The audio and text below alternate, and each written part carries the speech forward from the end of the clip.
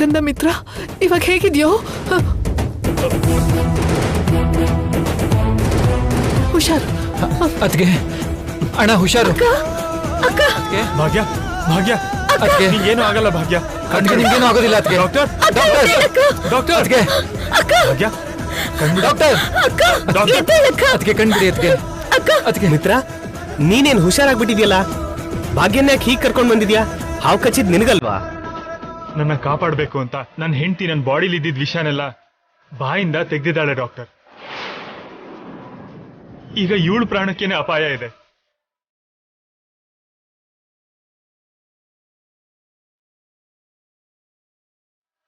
ಮೈ god, ಈಗ ಇವ್ರ ಪರಿಸ್ಥಿತಿ ಬಗ್ಗೆ ಹೇಳೋದು ತುಂಬಾನೇ ಕಷ್ಟ.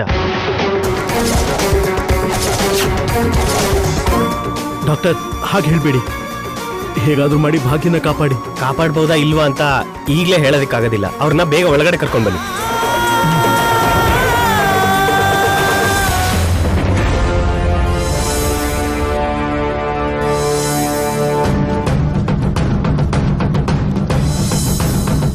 ಮಿತ್ರ, ನಿಂಗೇನೂ ಆಗಿಲ್ವಲ್ಲ? ಡಾಕ್ಟರ್ನ ಕೇಳಿ ನಿಂಗೇನಾದ್ರೂ ಮೆಡಿಸಿನ್ ಕೊಡ್ಸು ಅಂತ್ಯಾ? ಐ ಓಕೆ ಮಾಮ್, ನನಗೇನೂ ಆಗಿಲ್ಲ.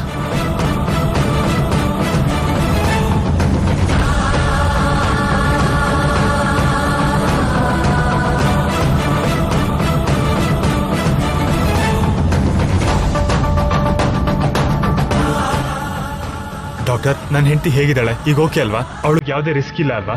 I am so sorry mister Mitra, ಅವ್ರ ಸಿಚುವೇಶನ್ ತುಂಬಾನೇ ಕ್ರಿಟಿಕಲ್ ಆಗಿದೆ.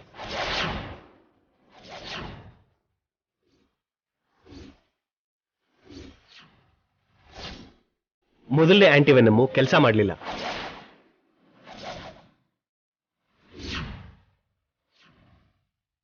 ಬಾಡಿ ಪೂರ್ತಿ ವಿಷ ಸ್ಪ್ರೆಡ್ ಆಗಿದೆ. ಇನ್ನೂ ಸ್ವಲ್ಪ ಸ್ಟ್ರಾಂಗ್ ಡೋಸ್ ಕೊಡಬೇಕು. ಹಾಸ್ಪಿಟಲ್ ಅಲ್ಲಿ ಇಲ್ಲ, ತರಿಸ್ತಾ ಇದ್ದೀನಿ. ಡಾಕ್ಟರ್ ಪ್ಲೀಸ್, ಭಾಗ್ಯನ ಹೇಗಾದ್ರೂ ಕಾಪಾಡಿ. ಆ ಮೆಡಿಸಿನ್ ಎಲ್ಲಿದ್ರೂ ತರಿಸಿ, ಅದೆಷ್ಟು ಖರ್ಚಾದ್ರೂ ಪರವಾಗಿಲ್ಲ, ತರಿಸಿ. ಮಿತ್ರ, ಕಂಟ್ರೋಲ್ ಯುವರ್ ಸೆಲ್ಫ್. ನಾವದನ್ನ ಎಲ್ಲಿದ್ರೂ ತರಿಸ್ತೀವಿ, ಆದ್ರೆ ಭಾಗ್ಯ ಬಾಡಿ ರೆಸ್ಪಾಂಡ್ ಮಾಡುತ್ತೋ ಇಲ್ವೋ ಅಂತ ನೋಡ್ಬೇಕು. ಅಲ್ಲಿವರೆಗೂ ತಾಳ್ಮೆಯಿಂದ ಇರಿ. ನಮ್ಮ ಪ್ರಯತ್ನ ನಾವು ಮಾಡ್ತೀವಿ, ಅದ್ರ ಮೇಲೆ ದೇವ್ರ ದಯೆ.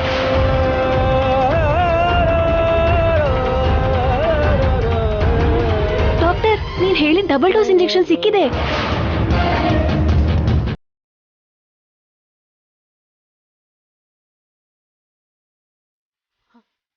ಡಾಕ್ಟರ್, ಇಂಜೆಕ್ಷನ್ಸ್ ಬಂದಾಯ್ತಲ್ವಾ? ನೀವು ಮಿತ್ರನ ಒಂದ್ಸಲ ಚೆಕ್ ಮಾಡಿ. ಅವಶ್ಯಕತೆ ಇದ್ರೆ ಮೊದಲು ಆ ಇಂಜೆಕ್ಷನ್ಸ್ನ ಮಿತ್ರನ್ ಕೊಟ್ಬಿಡಿ.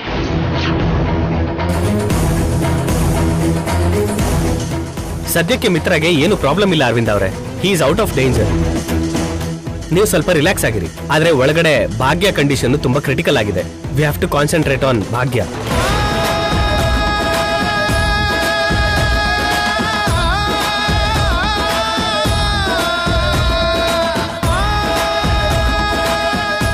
ಅಣ್ಣ, ಅದ್ಗೆಗೇನೂ ಆಗೋದಿಲ್ಲ. ಹೌದು ಮಿತ್ರ, ಭಾಗ್ಯ ಒಳ್ಳೆಯವಳು. ಇಂಥ ಒಳ್ಳೆಯವಳಿಗೆ ದೇವ್ರು ಯಾವಾಗ್ಲೂ ಒಳ್ಳೇದನ್ನೇ ಮಾಡ್ತಾನೆ.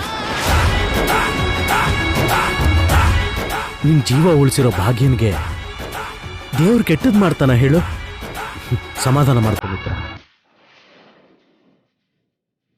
ಅಣ್ಣ,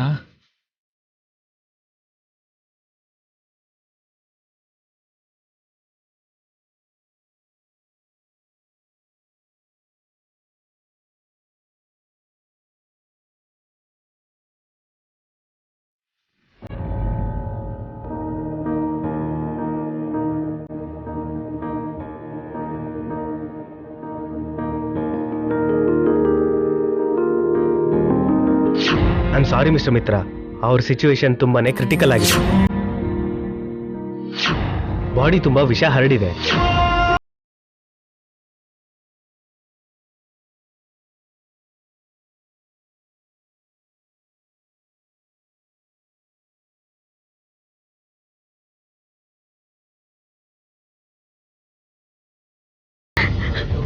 ಜಾಹ್ನವಿ ಪ್ಲೀಸ್, ದಯವಿಟ್ಟು ಧೈರ್ಯ ತಂದ್ಕೋ. ಜಾಹ್ನವಿ, ಭಾಗ್ಯ ತುಂಬಾ ಧೈರ್ಯವಂತೆ. ಧೈರ್ಯವಂತರಿಗೆ ಯಾವತ್ತೂ ಸೋಲಾಗಲ್ಲ. ಅವ್ರು ಎಲ್ಲವನ್ನ ಎದುರಿಸ್ತಾರೆ, ಪರಿಸ್ಥಿತಿನ ಜಯಿಸ್ತಾರೆ. ಭಾಗ್ಯ ಇಸ್ ಎ ಬ್ರೇವ್ ಗರ್ಲ್. ಅವಳು ನಮಗೋಸ್ಕರನೇ ನಗದ ಆಚೆ ಬರ್ತಾಳೆ. ನೋಡ್ತಾ ಇರು.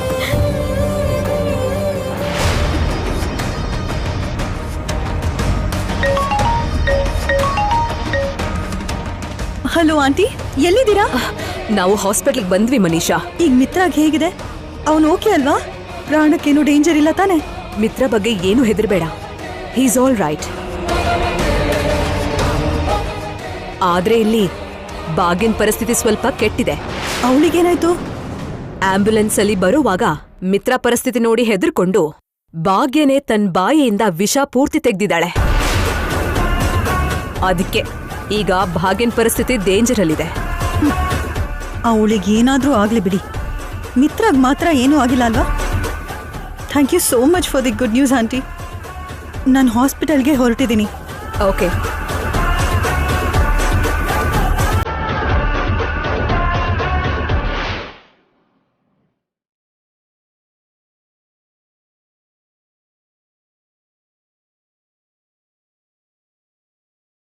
ಏನ್ರಿ, ನಮ್ಮ ಮಿತ್ರಂಗೆ ಏನೂ ಆಗಲ್ಲ ಅಲ್ವಾ?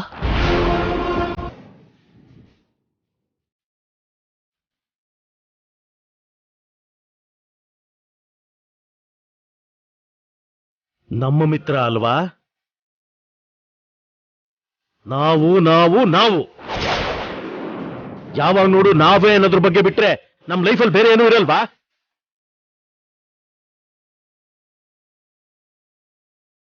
ಅಲ್ಲ, ನೀವು ಯಾವ್ದ್ರ ಬಗ್ಗೆ ಮಾತಾಡ್ತಾ ಇದ್ದೀರಾ ರೀ? ನನ್ನ ಮಗ ಚೆನ್ನಾಗಿರ್ಬೇಕು, ನನ್ನ ಮಗ ಚೆನ್ನಾಗಿರ್ಬೇಕು ಅನ್ನೋ ನಿನ್ನ ಸ್ವಾರ್ಥದ ಬಗ್ಗೆ.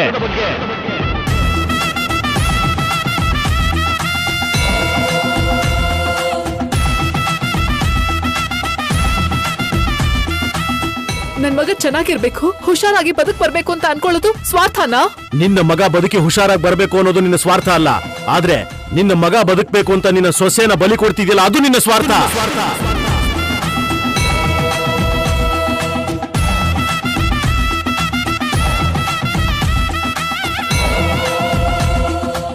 ನಿನ್ನ ಮಗನ್ನ ನಿನಗೆ ಜೀವಂತವಾಗಿ ಉಳಿಸ್ಕೊಟ್ಟಿರೋ ನಿನ್ನ ಸೊಸೆನ ನಿರ್ಲಕ್ಷ್ಯ ಮಾಡ್ತಿರೋದು ನಿನ್ನ ಸ್ವಾರ್ಥ.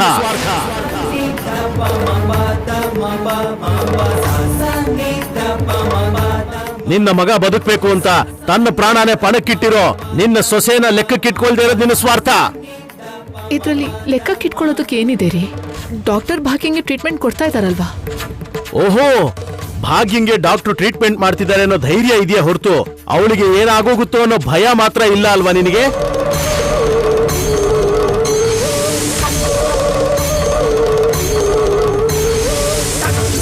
ಆರಾಮಾಗಿ ತಿರುಗಾಡ್ಕೊಂಡಿರೋ ನಿನ್ನ ಮಗನ ಮೇಲೆ ತೋರಿಸ್ತಿರೋಂತ ಕಾಳಜಿನ ಒಂದು ಸರಿನಾದ್ರೂ ಸಾವು ಬದುಕಿನ ಮಧ್ಯೆ ಹೋರಾಡ್ತಿರೋ ನಿನ್ನ ಸೊಸೆ ಮೇಲೆ ಆ ಕಾಳಜಿನ ತೋರಿಸಿದ್ಯಾ? ಈ ಕ್ಷಣ ಭಾಗ್ಯ ಜೀವಕ್ಕೆ ಹೋರಾಡ್ತಾ ಇದ್ದಾಳೆ. ಏನಕ್ಕೆ? ನಿನ್ನ ಮಗನ್ನ ಬದುಕಿಸಿರೋದಕ್ಕೆ.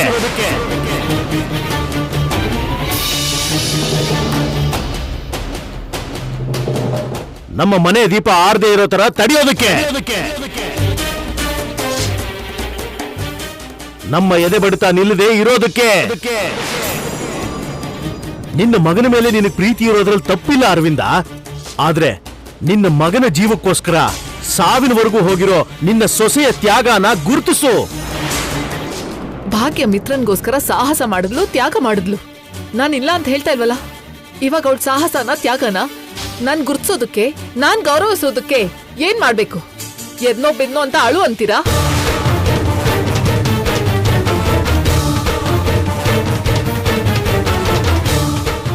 ಹಾಗ್ ಮಾಡಿದ್ರೆ ಮಾತ್ರ ನಾನ್ ಗೌರವ ಕೊಟ್ಟಾಗತ್ತಾ? ಅರವಿಂದ, ನೀನು ತುಂಬಾ ತಪ್ಪು ತಿಳ್ಕೊತಾ ಇದೀಯಾ. ಒಬ್ಬ ಮನುಷ್ಯನ ಮೇಲೆ ಪ್ರೀತಿನ ವಿಶ್ವಾಸನ ತೋರಿಸೋದಕ್ಕೆ ಬಹಳ ದಾರಿಗಳಿವೆ.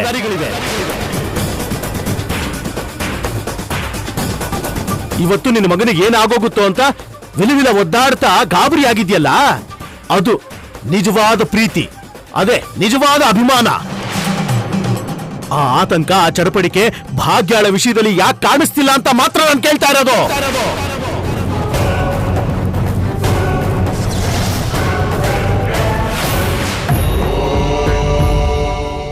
ಅಳ್ಬೇಡಮ್ಮ, ಅವ್ರಿಗೇನೂ ಆಗಲ್ಲ. ಅವ್ರಿಗೆ ಹುಷಾರಾದ ತಕ್ಷಣ 108 ಸಲ ದೇವ್ರಿಗೆ ಆರತಿ ಮಾಡ್ತೀನಿ ಅಂತ ಅನ್ಕೊಳಮ್ಮ, ಎಲ್ಲ ಸರಿ ಹೋಗುತ್ತೆ.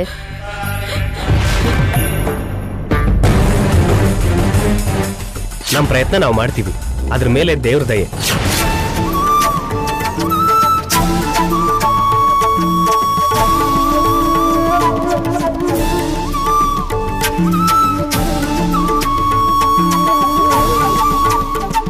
ಭಾಗ್ಯಂಗೆ ನನ್ನ ಮೇಲೆ ಪ್ರೀತಿ ಇದೆ ಅಂತ ಗೊತ್ತು, ಆದ್ರೆ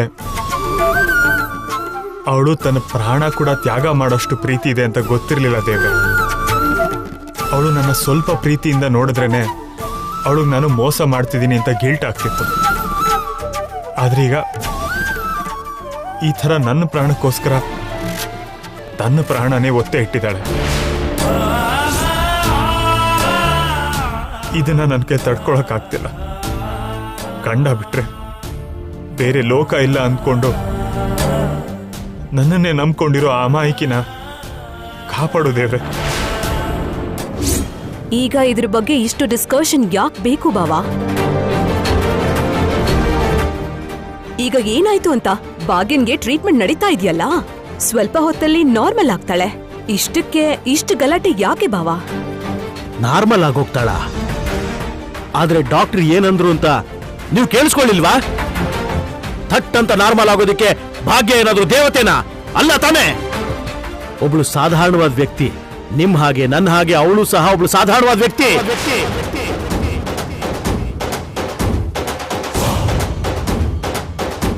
ಅವಳು ಸಾವು ಬದುಕಿನ ಮಧ್ಯೆ ಹೋರಾಡ್ತಾ ಇದ್ರೆ ನಿಮಗೆ ಇರುವೆ ಕಚ್ಚದಷ್ಟು ನೋವಿಲ್ವಲ್ಲ? ಛೀ!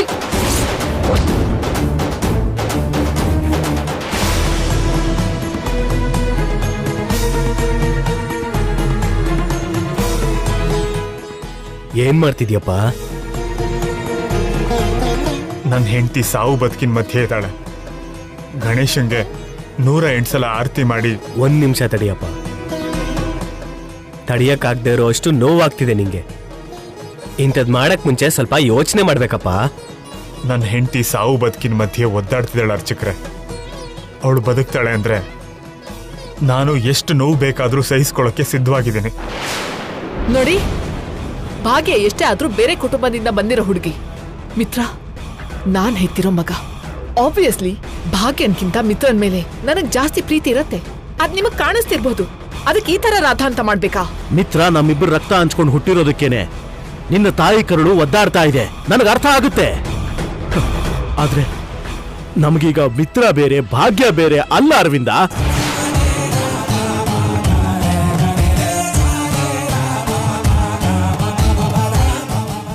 ಮಿತ್ರ ನೀನ್ ಹೆತ್ತಿರುವಂತ ಮಗನೇ ಇರ್ಬೋದು, ಆದ್ರೆ ಭಾಗ್ಯ ಮಿತ್ರನ ಜೀವನದಲ್ಲೋ ಶರೀರದಲ್ಲೋ ಅರ್ಧ ಭಾಗ.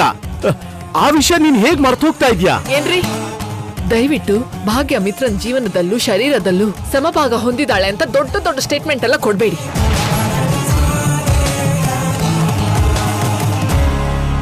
ಯಾಕಂದ್ರೆ ಅವ್ರ ಮದ್ವೆ ಹೆಸರಿಗೆ ಮಾತ್ರ.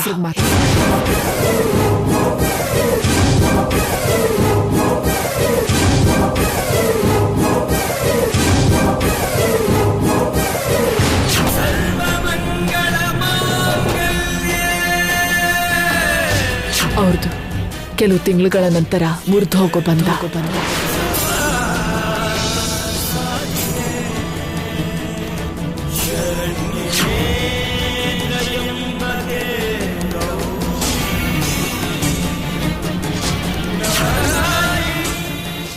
ಅದನ್ನ ಇಟ್ಕೊಂಡು ಭಾಗ್ಯ ಮಿತ್ರನ್ಗೆ ಅರ್ಧಾಂಗಿ, ಜೀವನದಲ್ಲಿ ಭಾಗ ಆಗಿರೋಳು ಅಂತ ಅರ್ಥ ಇಲ್ದಿರೋ ಪಟ್ಟ ಕಟ್ಬೇಡಿ. ಮುರಿದು ಹೋಗ್ತಾ ಇರೋ ಬಂಧದ ಬಗ್ಗೆ ನೀವು ಅಭಿಮಾನ ಬೆಳೆಸ್ಕೋಬೇಡಿ. ನೋಡಪ್ಪ, ಇನ್ನೊಂದ್ಸಲ ಸರಿಯಾಗಿ ಯೋಚನೆ ಮಾಡು. ನೀನು ಮಧ್ಯದಲ್ಲಿ ನಿಲ್ಲಿಸ್ದೆ ಅಂತ ದೇವ್ರ ಕೋಪ ಮಾಡ್ಕೊಳ್ಳೋದಿಲ್ಲ. ಆದ್ರೆ ನಿನಗೆ ನೀನ್ ಹೀಗ್ ಶಿಕ್ಷೆ ಕೊಟ್ಕೊಂಡ್ರೆ ದೇವ್ರು ಕೂಡ ತುಂಬಾ ನೊಂದ್ಕೋತಾನಪ್ಪ. ಅರ್ಚಕ್ರೆ, ನನ್ನ ಹೆಂಡತಿಗೋಸ್ಕರ ನಾನು ಏನ್ ಬೇಕಾದ್ರೂ ಮಾಡಕ್ ಸಿದ್ಧವಾಗಿದ್ದೀನಿ. ನನ್ನ ಹೆಂಡತಿ ಬದುಕೋದೇ ನನಗೆ ಮುಖ್ಯ. ದಯವಿಟ್ಟು ನನ್ನ ತಡಿಬೇಡಿ.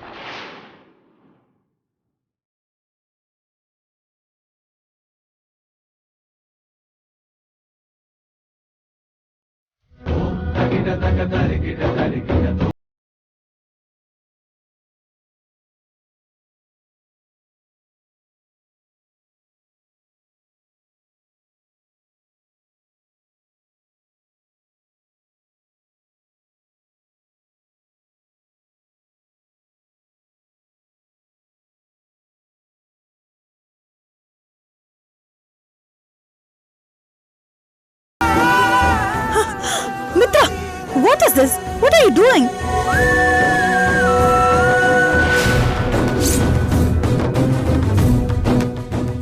ದೇವರಿಗೆ 108 ಸಲ ಆರತಿ ಮಾಡ್ತಿದ್ದೀನಿ Manisha. What? Are you mad? ಯಾರಿಗೋಸ್ಕರ ಇದೆಲ್ಲ? ಭಾಗ್ಯಂಗೋಸ್ಕರ.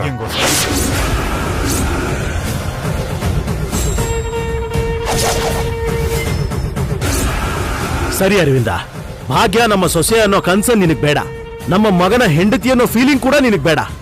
ಕನಿಷ್ಠ ಅವಳು ಒಬ್ಳು ಮನುಷ್ಯಳು ಅನ್ನೋ ಕರುಣೆನಾದ್ರೂ ತೋರಿಸು. ನಿನ್ನ ಮಗನ ಜೀವ ಉಳಿಸಿರೋ ಜೀವದಾತೆ ಅಂತನಾದ್ರೂ ಗೌರವಿಸು. ಯಾಕಂದ್ರೆ ಭಾಗ್ಯ ಮಾಡಿರೋ ತ್ಯಾಗ ಸಾಧಾರಣವಾದ್ದಲ್ಲ. ನೀನು ನಾನು ಜೀವನ ಪರ್ಯಂತ ತಲೆ ಕೆಳಗಾಗಿ ತಪಸ್ ಮಾಡಿದ್ರು ಸಹ, ನಮ್ಮ ಇಡೀ ಜೀವನವನ್ನೇ ಅವಳ ಪಾದಕ್ಕೆ ಹಾಕಿ ನೋಡಿದ್ರು ಸಹ ತೀರ್ಸಕ್ಕಾಗ್ದಿರೋಂಥ ಋಣ ಅದು.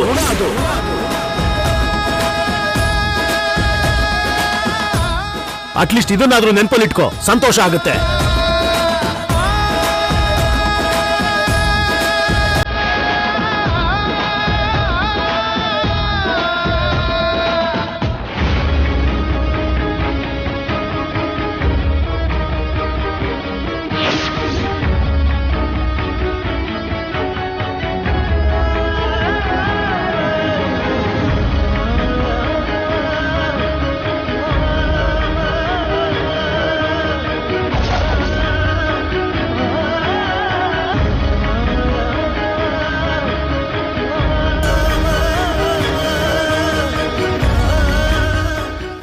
ಏನ್ ಮಿತ್ರ ಇದೆಲ್ಲ? ನನ್ ಮುಂದೆನೆ ನೀನು ಭಾಗ್ಯಂಗೋಸ್ಕರ ಪೂಜೆ ಮಾಡ್ತಿದ್ಯಾ? ನನ್ ಮುಂದೆನೆ ಭಾಗ್ಯಂಗೋಸ್ಕರ ಹೀಗೆ ಕೈಯೆಲ್ಲ ಸುಟ್ಕೊಂಡು ನಿನಗೆ ನೀನು ಶಿಕ್ಷೆ ಕೊಟ್ಕೋತೀಯಾ?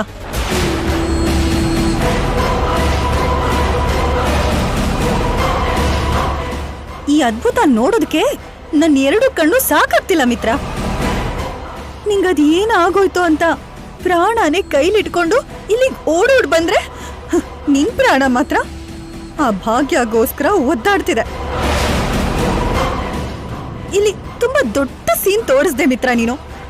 ನೋಡಿ ಆನಂದ ಪಡ್ಲೋ, ಆಶ್ಚರ್ಯ ಪಡ್ಲೋ, ಇಲ್ಲ ಇಲ್ಲ ನಿನ್ನಂತವನ್ನ ಪ್ರೀತಿಸಿದ್ನಲ್ಲ ಅಂತ ನನ್ನ ನಾನೇ ಬೈಕೋಬೇಕೋ ಅರ್ಥನೇ ಆಗ್ತಿಲ್ಲ. Manisha, please try to understand the situation. ಒಳಗಡೆ ಭಾಗ್ಯ ಹೋಗ್ತಿರೋ ಪ್ರಾಣನ ಉಳಿಸ್ಕೊಳ್ಳಕ್ಕೆ ಹೋರಾಡ್ತಿದ್ದಾಳೆ.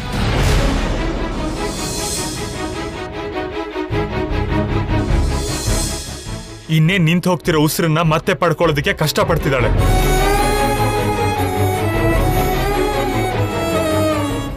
ಅವಳು ಪ್ರಾಣ ಉಳಿಸ್ಕೊಳ್ಳೋಕೆ ಏನ್ ಮಾಡ್ಬೇಕೋ ಗೊತ್ತಾಗದೆ ಹೀಗೆ ದೇವರಿಗೆ ಮೊರೆ ಹೋಗ್ತಾ ಇದ್ದೀನಿ. ಭಾಗ್ಯ ಪ್ರಾಣ ಕಾಪಾಡೋದಕ್ಕೆ ಡಾಕ್ಟರ್ಸ್ ಇದ್ದಾರೆ, ಹಾಸ್ಪಿಟಲ್ಸ್ ಇದೆ. ನೀನು ದೇವ್ರ ಮುಂದೆ ನಿಂತ್ಕೊಂಡು ಕಷ್ಟ ಪಡೋ ಅಂತ ಅವಶ್ಯಕತೆ ಇಲ್ಲ ಮಿತ್ರ. ನೀನು ನಿನ್ ಕೈನ್ ಸುಟ್ಕೊಂಡು ದೇವ್ರನ್ ಬೇಡ್ಬೇಕಾದ ಅಗತ್ಯ ಇಲ್ಲ. ಮನೀಷಾ, ಇಂಥ ಟೈಮಲ್ಲೂ ಹೀಗೆಲ್ಲ ಮಾತಾಡ್ತೀಯಲ್ಲ. ನನ್ನ ಪ್ರಾಣ ಕಾಪಾಡೋದಕ್ಕೆ ಹೋಗಿ ಈಗ ಭಾಗ್ಯ ಪ್ರಾಣ ಅಪಾಯದಲ್ಲಿದೆ ಗೊತ್ತಾ? ನನ್ನನ್ನ ಬದುಕ್ಸಕ್ಕೆ ಅಂತ ಅವಳು ತನ್ನ ಪ್ರಾಣನ ಒತ್ತೆ ಇಟ್ಲು. ಇದೇನಾ ನಾವು ಅವಳಿಗೆ ತೋರಿಸುವಂತ ಕೃತಜ್ಞತೆ? ನೀನ್ ಅವಳಿಗೆ ಕೃತಜ್ಞತೆ ಹೇಳ್ಬೇಕು ಅಂದ್ರೆ ಅವಳು ಸರಿಯಾದ್ಮೇಲೆ ಕೋಟಿ ಸಲ ಥ್ಯಾಂಕ್ಸ್ ಹೇಳು. ನನ್ಗೇನ್ ತೊಂದ್ರೆ ಇಲ್ಲ. ಅದನ್ ಬಿಟ್ಟು ಅವಳಿಗೋಸ್ಕರ ನೀನ್ ಹೀಗ್ ಒದ್ದಾಡ್ತಾ ಇದ್ರೆ, ಈ ತರ ಕೆಲ್ಸ ಎಲ್ಲ ಮಾಡ್ತಿದ್ರೆ ನನ್ಗೆ ಸಹಿಸ್ಕೊಳಕ್ ಆಗ್ತಿಲ್ಲ ಮಿತ್ರ. ನನಗ್ ಸಹಿಸ್ಕೊಳಕ್ ಆಗ್ತಿಲ್ಲ. ಆದ್ರೂ ಇಷ್ಟು ಸ್ವಾರ್ಥಿ ಆಗ್ಬಾರ್ದು ಮನೀಷಾ. ನಾನ್ ಸ್ವಾರ್ಥಿಯಾಗಿ ಯೋಚಿಸೋದು ಮಿತ್ರ. ನಾನು ಸೆಲ್ಫಿಶ್ ಆಗಿ ಯೋಚನೆ ಮಾಡೋದು. ಯಾಕಂದ್ರೆ ನೀನು ನನ್ ಲೈಫಿಂದ ಕೈ ಜಾರಿ ಹೋಗ್ತಿದ್ರೆ ನಾನ್ ನೋಡ್ಕೊಂಡು ಸುಮ್ನೆ ಇರಕ್ಕಾಗಲ್ಲ. ಈಗ ನಾನು ನಿನ್ ಕೈ ಜಾರಿ ಹೋಗುವಂಥದ್ದು ಏನಾಗಿದೆ? ಏನಾಗಿದ್ಯಾ? ನನ್ ಹೆಂಡತಿ ಅಂತ ನೀನು 100 ಸಲ ಅದನ್ನೇ ಹೇಳ್ತಿದ್ಯಾ. ನಿನ್ ಬಾಯಿಂದ ಭಾಗ್ಯ ನನ್ ಹೆಂಡತಿ ಅನ್ನೋ ಮಾತನ್ನ ನಾನು ಕೇಳ್ದೆ ಅಂದ್ರೆ ನನಗೆ ತಲೆ ಸಿಡ್ದು ಹೋಗುತ್ತೆ. ನನ್ನ ಎದೆ ಮೇಲೆ ಚಾಕು ತಗೊಂಡು ಚುಚ್ಚದಂಗಾಗುತ್ತೆ. ಮನೀಷಾ, ನಾನು ಅದೇನೋ ಫ್ಲೋಲ್ ಹೇಳಿದೆ ಅಷ್ಟೇ. ಅದಕ್ಕೂ ಕೋಪ ಮಾಡ್ಕೊಂಡ್ರೆ ಹೇಗೆ? ಅದು ಫ್ಲೋನಲ್ಲಿ ಹೇಳಿರೋ ಹಾಗಿಲ್ಲ ಮಿತ್ರ. ಪ್ರಾಣಕ್ಕೆ ಪ್ರಾಣ ಅಂತ ಫೀಲ್ ಆಗಿರೋ ಹಾಗಿದೆ.